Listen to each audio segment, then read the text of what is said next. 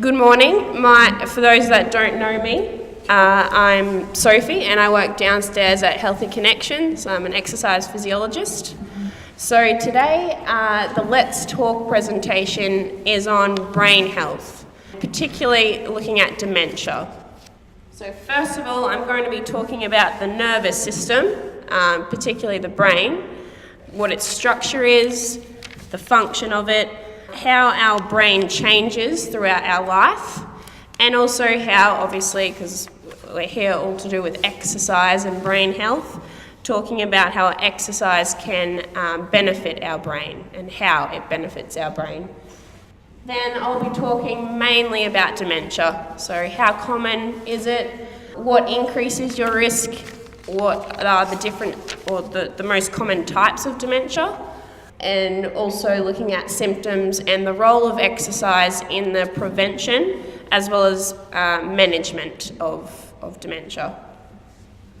And then just to finish off, we'll touch on some other common age-related neurological conditions, stroke and Parkinson's disease, but we'll only just touch on them. There is a lot of information about all three of those conditions, so I'm just covering the basics, or else we'd be here all day. Just let me know if you've got any questions throughout, just pop up your hand. If I'm going too fast or you can't hear me or something, just pop up your hand and let me know. So the nervous system is one of the major systems of the body. So we have like the muscular system, the digestive system, the circulatory system. So nervous system is one of those systems, and it's made up of two main parts. So there's the central nervous system, which is our brain and spinal cord. So they're the central organisers. And then there's what we call the peripheral nervous system, which is the system of nerves that branch out from our central nervous system into organs and muscles of our body. So we're going to focus mainly on our central nervous system today. So the central nervous system is, as I said, a central organizer of our body, and it functions through working in communication within its own system and across different systems. So you can see that picture up there are actually of two nerve cells, which are called neurons. And so they communicate with one another through a connection called a synapse. And what happens is, for example, if you want to move a limb, what happens is the brain sends a message down through the spinal cord and then out through the nerves, sends a message through all of these different neurons through the synapses and tells your muscle to contract so that your bones can move. So the more connections that are present, the more efficient the message is sent. Okay? So the brain is obviously our main processor, our main processor of the body. So it coordinates all of our major bodily functions, and it only takes up about 2% of our body weight, but uses 20% of the oxygen and energy to function efficiently. So this is a picture of our brain. It's made up of the brain stem, which is down the bottom there, and the cerebral cortex, which is the rest of the brain. So each part of the brain has its own kind of unique function. So the brain stem itself keeps us alive and breathing, so we share that with other animals. But what sets humans apart is the cerebral cortex, which is made up of 4 different lobes. So there's the frontal, the temporal, the parietal, and the occipital lobes. So they all have different roles. So our frontal lobe, which is at the front of our brain, obviously, it does the planning, it's our mood, our personality, our emotions. The parietal lobe is about recognition and sensory, so our senses. The temporal lobe is about memory, so obviously the temporal lobe is going to be very important today in terms of dementia. And our occipital lobe, which is at the back of our brain, is important for our vision. Then the other part of the brain that I haven't talked about is the cerebellum, which is just down at the kind of the base of the brain, and it's important for our coordination, among other things. Our precision, our timing, and so forth. Now there's an extra little part in our temporal lobe called the hippocampus, which is a bit of a funny name. It's particularly important today for dementia because it's responsible for storing new memory, so our short-term memory. So what happens is when we're asleep, our brain tries to filter all that information that we've experienced throughout the day, and it filters between important information and irrelevant information. So it's usually new versus information that we already know. So it kind of discards the information that's unnecessary, and then keeps or stores the relevant or the important information. So the hippocampus is going to become important in terms of dementia because it's one of the areas that are affected. It is also important to note that our brain is very special. Well, one, because it does all that stuff, but it also is what we call plastic. Has anyone heard of neuroplasticity? Can anyone tell me what that means? So it's the ability of the brain. So if something goes wrong, or there's a disruption in one area of the brain or one area of the nervous system, the brain is able to adapt to that change and work around that, so have an alternative pathway. So our brain's always changing and can always develop, so you can always learn new things. Yeah, it's always adapting. It adapts and changes through the number of those connections between neurons. So let's look at the brain throughout our life. So like many tissues of the body, so same as our bones, same as our muscles, it's a similar graph. So when we're a child, it's all about developing our brain. So those motor tasks like walking, talking, learning new things. So obviously we're at school. This is the kind of the prime time to develop as much as we can, develop those connections between the nerve cells so that our brain is healthy and strong. So if we keep going along the top line, and then there's like a dotted line. So the top line, the higher the cognitive health or the brain health, obviously the slower decline in that health later in life. Now, as we reach adult life, so midlife, it's all about maintaining the highest level of brain health. So keeping our brain stimulated, learning new things, always developing is how we can maintain that, so that in later life we're still trying to maintain our brain health and avoid that cognitive impairment threshold, which is where conditions like dementia occur. The neurons in the brain adapt to changes in activity, particularly when it's a new activity. So if you're learning something new, it drives the growth of the number of connections between neurons, and vice versa occurs. If you're not stimulating your brain, if it's just all old information, that's where connections will die, and that's where cognitive decline will occur. It's not all bad news though, because as we know, the brain is plastic, so you can always adapt and develop the brain. So how can exercise benefit our brain? Well, there's a number of reasons. So regular physical activity, the first point, it increases levels of a protein called brain-derived neurotrophic factor and other growth factors. So basically what that protein does, it protects and repairs the neurons or the nerve cells from injury and degeneration. and it helps us learn and remember new things. So exercise can increase the level of that protein. It also stimulates neurogenesis. So neuro meaning nerves, genesis meaning the start or the growth of neurons. So it's all about the growth of the connections. That's the key. It improves learning and mental performance. It increases blood flow to the brain. So obviously the blood contains nutrients and oxygen, so that, as I said, you know how the brain uses about 20% of the oxygen. We need that oxygen for it to function appropriately. It also improves your mental well-being. So that social connectedness, it improves your mood, it improves your confidence, it improves your sleep. So why do you think sleep is important in terms of your brain? Do you remember what I mentioned about the hippocampus?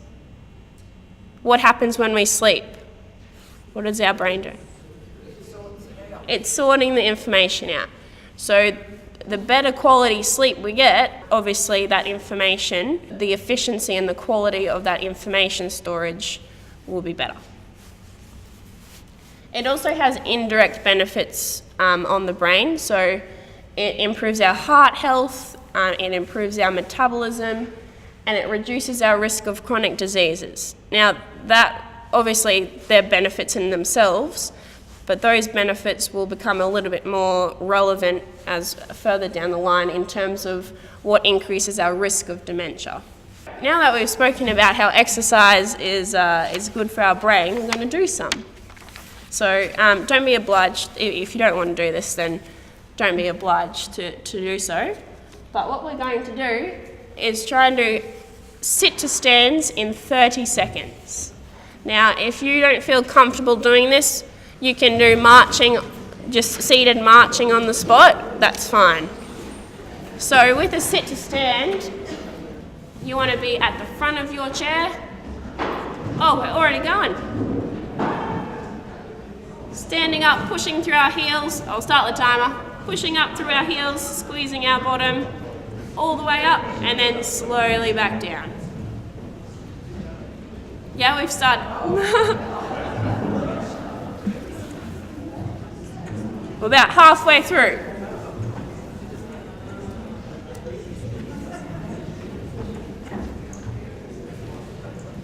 Five seconds to go. 3, 2, 1. And resting there. Good work, everyone. Say good work to the person next to you.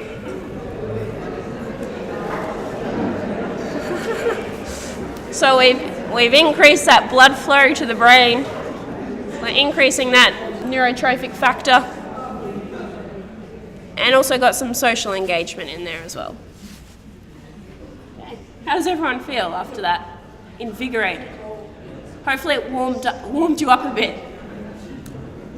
Let's talk dementia.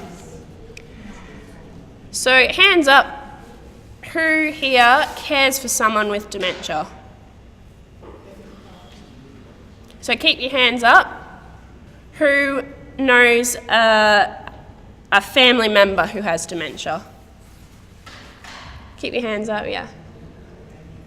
And keep your hands up. Who knows a friend or someone they know with dementia? So anyone you know with dementia. So look around, there's quite a few hands up, which isn't surprising because unfortunately dementia is quite common in older adults because it is an age-related condition. So how common is it? Well, as you can see, 1 person every 6 minutes in Australia is diagnosed with dementia of some sort. 1 in 10 people over the age of 65 and 3 in 10, so a third of people over the age of 85. And it's going to increase because we're an aging population. More and more people are going to be older in terms of proportion of our population. And this obviously has an influence or an impact on our healthcare system. So Dementia is the third leading cause of death in Australia, and it's the number one cause of disability. I think the third point there is quite interesting when I came across it.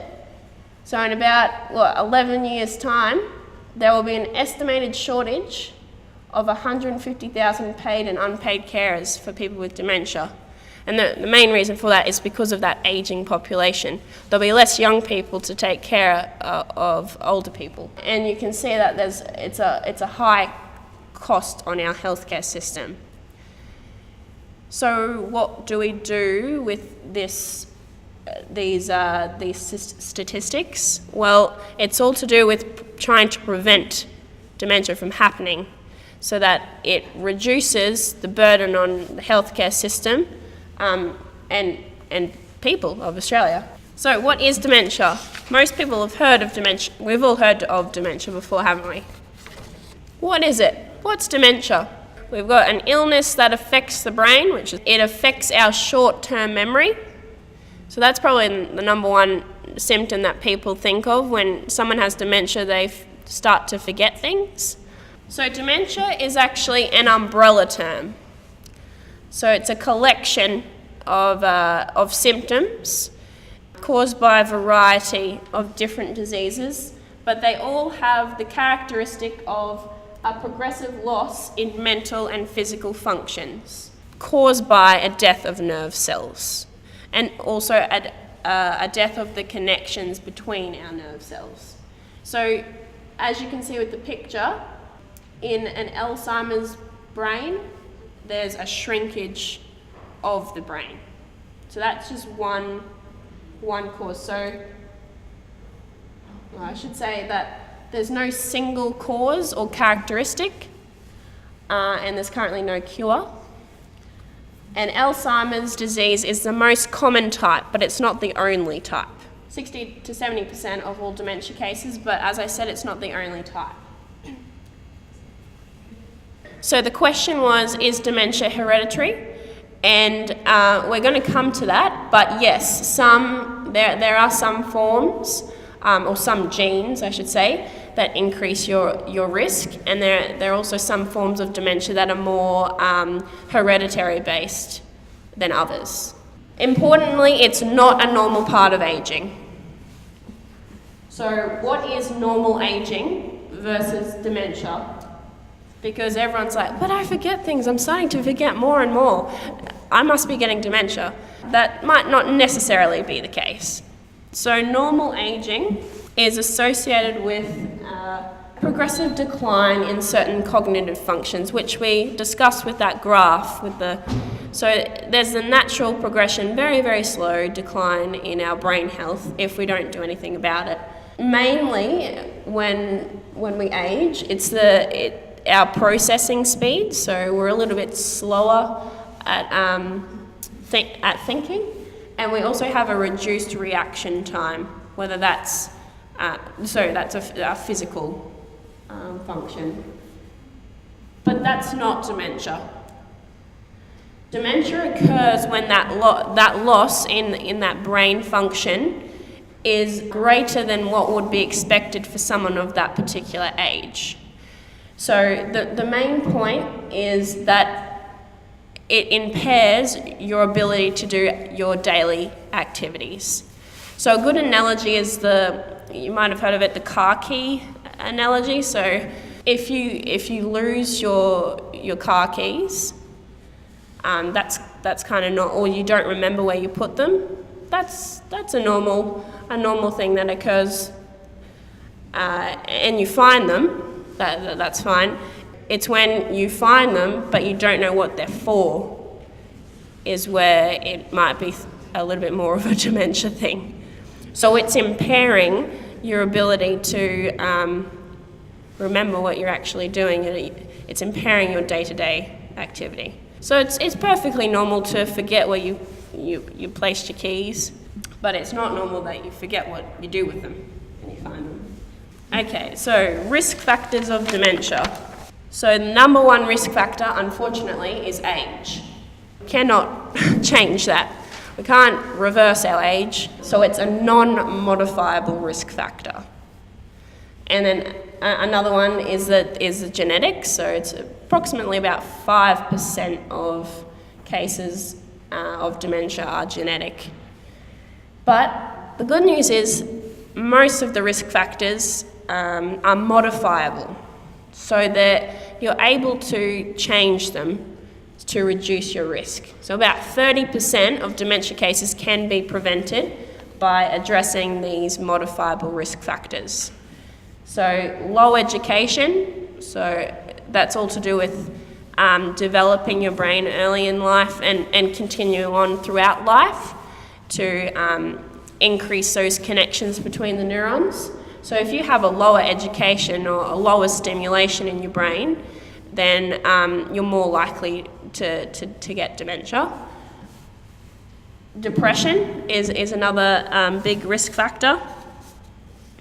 They're not sure why, but it might be the increase in the stress hormones, which might have a negative effect on the hippocampus.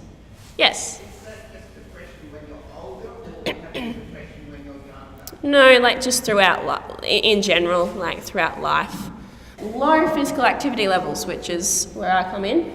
So we'll talk more about the role of exercise, but we did discuss how it benefits our brain with the blood flow, the social side of it, the mental well-being side of it. Diabetes, so any kind of diabetes can increase our risk due to the vascular, or the health of our arteries to our brain, where obviously we need that blood to go to our brain for nutrients and oxygen. Midlife hypertension, so midlife high blood pressure. Again, that's that vascular side, so it decreases your heart health and your blood flow to your brain. Obesity, that's associated again with poor vascular health, and also smoking. So smoking obviously is toxic. It can be toxic to your brain and result in cell death. So those are all modifiable. And as I said, 30% of dementia cases can be prevented. Something that I haven't got on that screen is protective factor. So that's a factor that reduces our risk of dementia. So obviously addressing those ones are protective factors, but the one that's not on there is about social engagement. So they say that social connectedness is going to reduce your risk of dementia because it has a cognitive benefit, so it requires memory, planning, just the niceties of a conversation, but it also has the emotional benefit, so your mood, endorphins, pleasure and confidence. So the best combination of activity to reduce your risk of dementia is a social activity, cognitive or brain activity, and physical activity. So common types of dementia. There are four common types, but there is a wide range of types of dementia. As I said, the most common is Alzheimer's, but there's three other main ones as well, which we'll touch on. So just remember that dementia is the name of the umbrella term. So it's a range of diseases. So the symptoms of dementia differ between different forms or different types of dementia, and they can affect a wide range of functions. So not just your brain function, but your psychological, your emotional, your behavioural, and your physical. Alzheimer's disease is the hallmark sign is that reduced ability to store new memory, so you're forgetting things.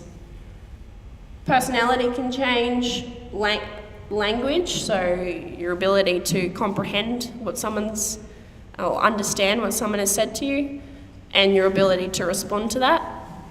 People with Alzheimer's can be confused or frustrated, and then they can be lost in terms of where they are or what day it is. So they're the common symptoms of Alzheimer's. Then if we look at another key form called vascular dementia, It is more so to do with problems with gait or walking, our planning and our judgment, mood and behaviour, and it is a stepwise pattern of degeneration. So think about a staircase. As you're going down the steps, there's a period of decline, but then there's a period of stability where they don't really change anything, and then followed by another period of cognitive decline. So it's that stepwise. The third common type is frontotemporal dementia, and it has behavioural and language symptoms. So behavioural being mostly like changes in your personality and your behaviour, your ability to understand what someone else's feelings. You might have a really low mood and not motivated. Diet changes, so they increase their diet, particularly sugary foods. And language is a big one. So that's affecting the temporal lobe of our brain. So their ability to understand and also actually talk can be affected. And then the last common type of dementia is called Lewy body disease, and it's a fluctuating kind of condition, so they can have good days and bad days in terms of their symptoms. So loss of attention, visual hallucinations, troubles with their sleep, and they're typically, it's typically very similar symptoms to Parkinson's, physical symptoms, so tremors, shuffling, and so forth. So what is happening in the brain when dementia occurs? Because there's different symptoms with the different types, there's obviously different reasons or different physiological changes to the brain. So with Alzheimer's, it's about that brain atrophy or the brain shrinkage, particularly in the temporal, parietal, and frontal lobes. So front to the temporal lobe and parietal lobe. There's two main substances, the amyloid plaques and the neurofibrillary tangles. So they occur between and within nerve cells. So they normally they form, but with Alzheimer's they actually aggregate. And what happens is they kind of reduce the efficiency of those connections between the neurons, so that those signals, if you want those signals to retain that memory, it cuts it off. It's about that reduction or decline in the connections between the nerve cells. Does that make sense? It can be tested. They do like MRIs. So that's obviously a cell that they're looking under it's a picture, but under a microscope, and they can actually see those tangles and the plaques. So there's medication, which I'm not touching on today because I'm not an expert in the medication, but other things like exercise can definitely maybe not reduce the ones that have already formed, but reduce your risk of further formation, so further decline. So frontal dementia, again, is about that brain shrinkage, but mostly to do with the frontal lobe and the temporal lobe of the brain. And it's just an abnormal buildup of proteins in different cells that help to protect neurons or nerve cells, and it's all about that transmission of messages. Vascular dementia, which is where, so vascular meaning your arteries, or your blood vessels to your brain. That's where there's been a lot of multiple mini strokes, that because the blood vessels have been damaged, so they're either blocked or they bleed out, and that affects the white matter of our brain. The white matter is responsible for that memory storage and our processing speed. So again, another scan, you can see that that shrinkage in that white matter. Last one, Lewy body disease, is about the formation of what they call Lewy bodies within a neuron or a nerve cell. And what happens is it blocks or reduces the levels of dopamine, which is a hormone that helps with our movement, so controlling movement. So that's where the link between Lewy body disease and Parkinson's comes into it. So it's all about the movement disruption. It's important to note that the types of dementias aren't exclusive. So there's a bit of overlap, and the causes obviously are overlapping as well. Stages of dementia, we've kind of already touched on this, but the green line is normal aging, so you might see some slight changes or declines in your brain health, so you might start to forget a few different things, misplace a few things, but that's not dementia. It's when, as I said before, it's when the impairment impacts on your day-to-day living. So it impacts on your independence to do what you want to do. Let's do an activity. Probably done this at some point. So I want you to start rubbing your tummy as if you're hungry. And then try at the same time to pat your head. It's pretty good. Now try and march. Keep going with the...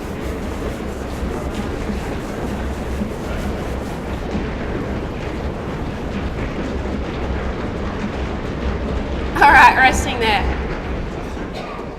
How did everyone find that? Easy? Okay? Difficult? So that's an example of a type of physical activity that also tests our coordination and our cognition. So they're kind of the types of activity that will reduce your risk of dementia.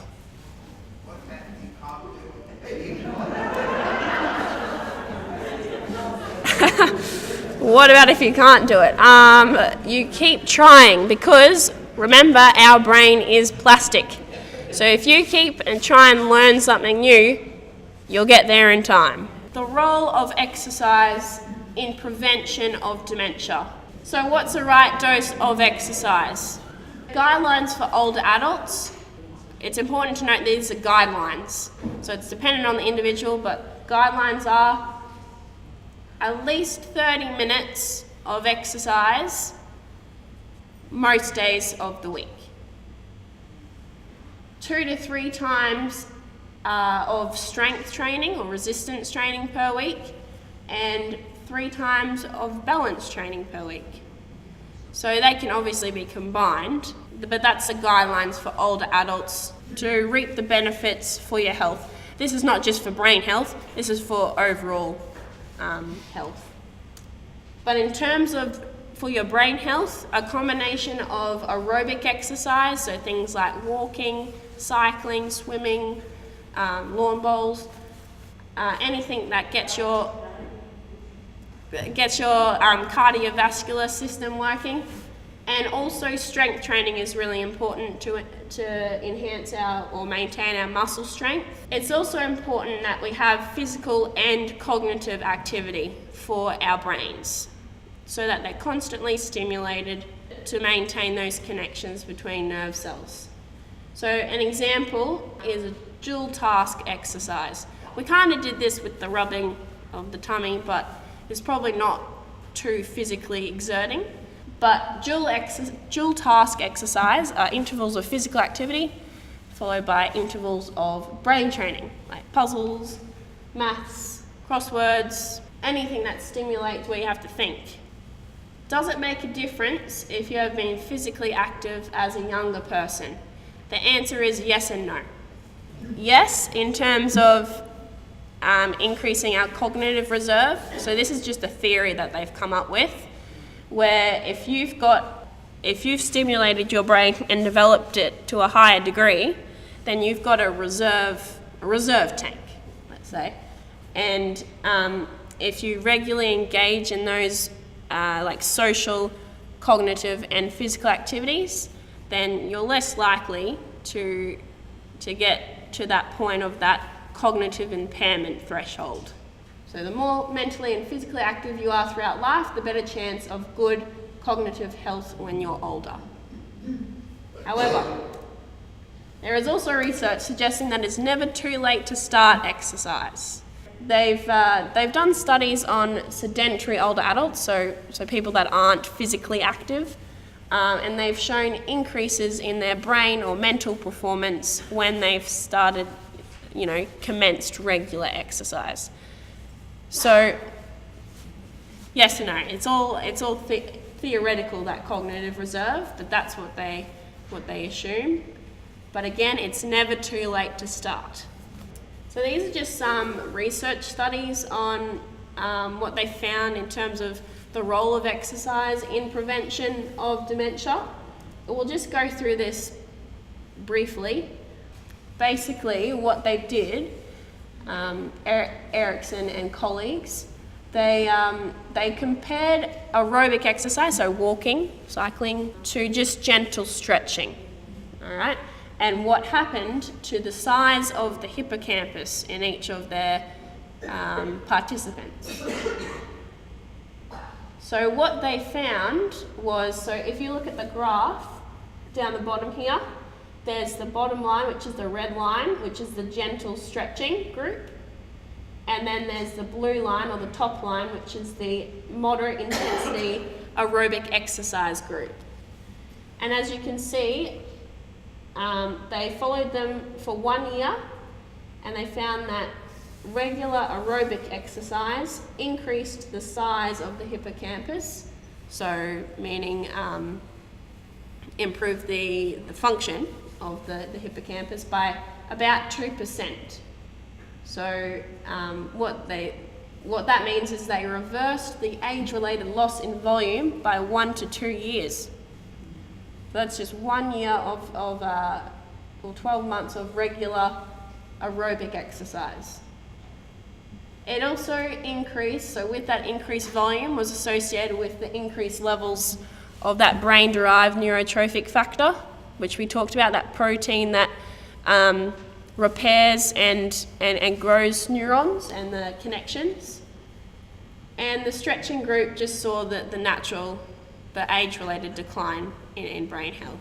So just stretching alone is not enough to help improve your brain health. The first study there they just looked at participants and what they were doing, and they found that higher fitness levels at the start of their study were associated with a lesser decline in brain function after 6 years. So they tested them at time point 1 and then they tracked them, and then after 6 years, they through different like questionnaires and like quizzes and tests, they found that those that were actually participating in physical activity and have a higher fitness had less or performed better on those mental tests. The next study, they looked at resistance training or strength training, because we've only really looked at aerobic exercise so far. So both resistance training groups improved their memory performance compared to a group that didn't do any exercise. And they also have looked at coordination activities, which was kind of like the rubbing tummy, patting head, but a bit more physically strenuous. They suggest that it may be beneficial in improving your brain function in older adults. And we've kind of talked about the indirect preventative power of exercise, but basically it addresses those modifiable risk factors of dementia. So the cardiac factors, so reducing your risk of stroke, heart attacks, high blood pressure, high cholesterol. It assists with the healthy weight, so reducing your risk of obesity, which is another risk factor, reduces your risk of diabetes, and improves your sleep, among other benefits. So the question was, I sleep 9 hours every night. You believe that it's not good for your heart. Oh, you've heard it's not good for your heart. I would beg to differ on that. It's duration of sleep, I think they say 6 to 8 hours of sleep at least each night, but it's the quality of that sleep which is probably the most important. So if you're sleeping for 9 hours but you're on and off, then Sleep like a log. Oh, I wish I slept for 9 hours like a log. I don't think it would be detrimental for your heart. It certainly isn't detrimental to your brain. The lack of sleep is probably more detrimental than too much. Although 9 hours is probably not too much anyway.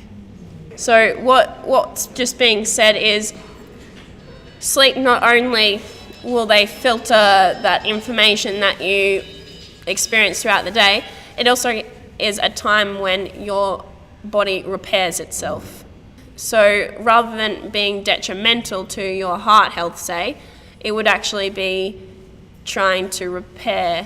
What happens in the body is cells turn over, so cells are always being broken down and repaired. It's just it's a normal bodily process, and that starts to slow down in later life.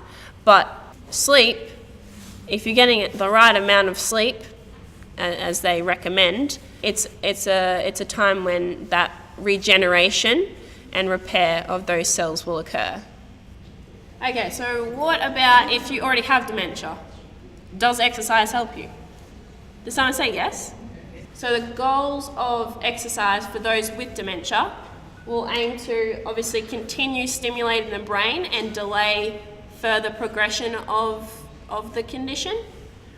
It'll try and manage the symptoms of your dementia. So if you've got any physical symptoms, like if you've got problems with your gait, trying to improve muscle strength to help with that. It also addresses physical side effects. That's what I just said, physical side effects of dementia. So it's all about trying to maintain your independence. So in the early stages of dementia, you might not have too much of an impact on your day-to-day living.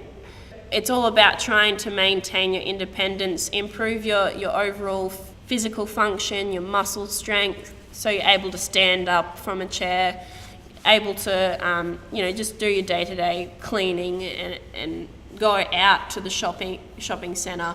So it's all about trying to maintain your independence and your quality of life. So in terms of what the research says in management of dementia through exercise, there's more studies are required in this area, and the one big limitation, I should say, is because of the nature of the disease. So obviously the research studies would want to be looking at people with dementia, but it's very hard to get, say, consent for that person if they've in their latter stages and they're forgetting things. They're obviously not mentally capable of giving consent and remembering to do things or remembering to come to their appointment to do a test. So that's where it obviously becomes difficult. There has been some studies, and they found that there are beneficial effects for adults with mild cognitive impairment and dementia. So mild cognitive impairment is kind of like the stage between normal cognitive health and dementia, so it's that borderline. They also had a 15-week physical activity program that should be showed cognitive decline and improved the quality of walking for people with dementia. So it's not too late if someone has dementia to improve their physical function mainly, but also their mental performance. Well, if you would like to learn more about dementia, there is actually, through the University of Tasmania, you might already know this already, free online education courses. There's 2 of them. One is about preventing dementia and one is about understanding dementia. So if you just go to the University of Tasmania website, point you in the right direction. So no prior knowledge is required and it's suited to anyone. So I've done it personally as a health professional, but it's also catered for people that either suffer with dementia or are carers, or it just requires access to a computer. And I liked it because from my perspective, it is about evidence-based information. It's all to do with the current research around different, not just exercise, about different strategies to prevent and treat dementia, about brain training, about the medication side of things. You work at your own pace, so there's a few a few tests, but nothing too hard. And you're able to discuss any issues or questions with the other people that are doing the course, as well as the researchers that are experts in the field that actually created the course. So yeah, if you want more information about that, I would highly recommend those courses.